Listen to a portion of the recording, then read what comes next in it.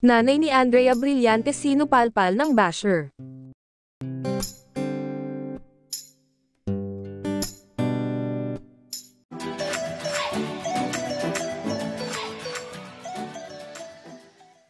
Sa unang pagkakataon ay pumalagang mamshi ni Andrea Brillantes sa mga basher ng kanyang anak.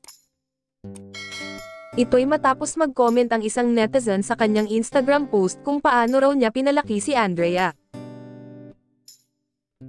Hindi pinabayaan ni Belle Brillantes, ang ina ni Andrea Brillantes, ang isang komento ng isang netizen at direkta itong sinagot ng walang pag-aatubili.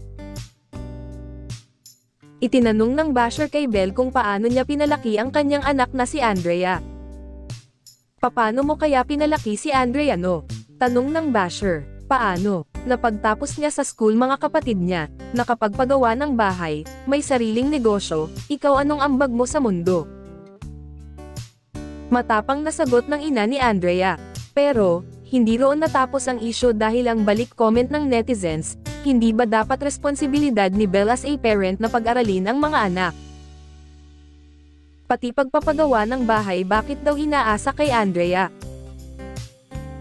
Matatanda ang nababash ngayon si Andrea matapos siyang mad-awit sa hiwalayang Katniel nina Catherine Bernardo at Daniel Padilla. Wala pang pahayag ang Katniel at mismong si Andrea sa isyong third party.